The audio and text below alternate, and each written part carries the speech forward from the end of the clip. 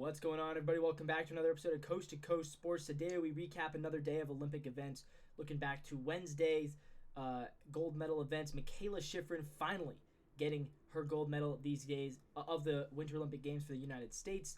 Johannes Klæbo of Norway winning his unprecedented 10th gold medal, becoming only the second athlete to win double-digit gold medals.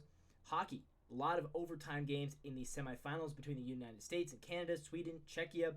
KD, looking into basketball, Kevin Durant with a weird burner account. We're going to talk about that story, as well as some more interesting stories, such as a couple of guys who I think may have been robbed in the Olympic judging. And we talk about more dominance from the Netherlands on the speed skating track. All that and more today on Coast to Coast Sports. But let's begin with Mikaela Shiffrin. Mikaela Shiffrin, her story of these Olympics has been one of ups, and really her story of the past 8 years has been one of a lot of highs and a couple of really bad lows.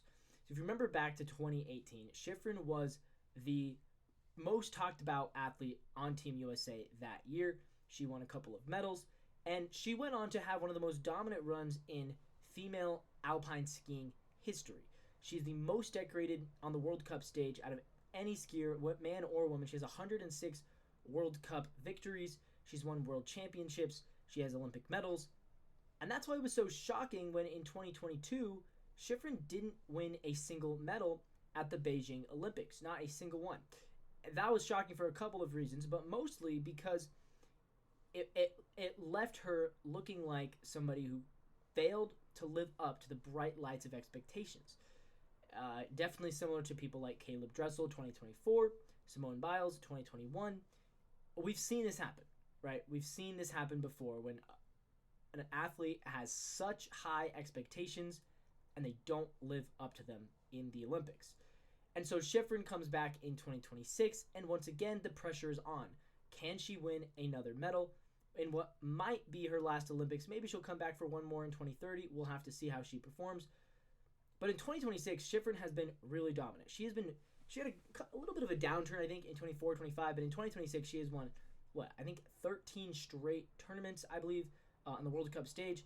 Only one time this year she has lost a race. She comes to the Olympics, she's favored to win the giant slalom, and she doesn't win it. And so, all of a sudden, once again, there's pressure on Mikaela Shiffrin. She didn't podium in any of her first two events.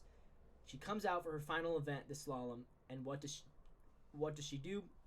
She puts together the fastest qualifying run, the fastest first run, and so she gets to the finals. And the finals was intense. There was some very good skiing going on. If you look back to the right before her, Camille Rast of Switzerland put on a show, a really, really dominant race.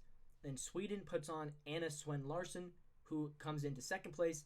And so Shiffrin was going to need to do her best. She knew she was going to need to do her best. And there's one more skier to go, and it's Lena Dürr of Germany, right before Shiffrin.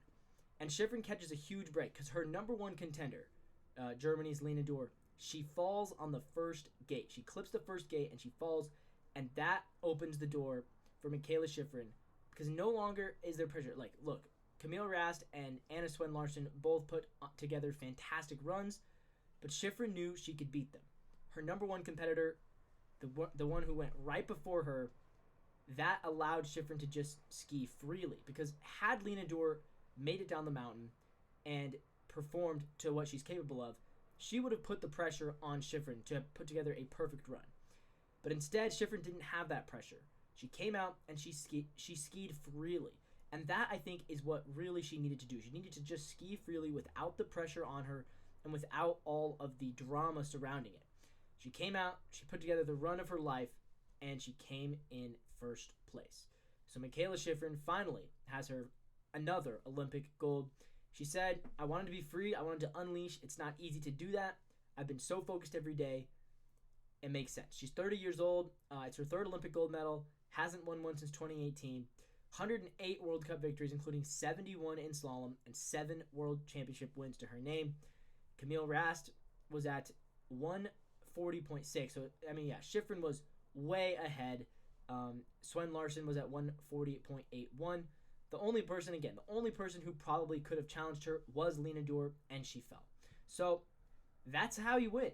You come out, you ski freely, you don't make mistakes, you put the pressure on your opponents, and then when the pressure's on the German skier, she falls, you don't, and you get the gold medal.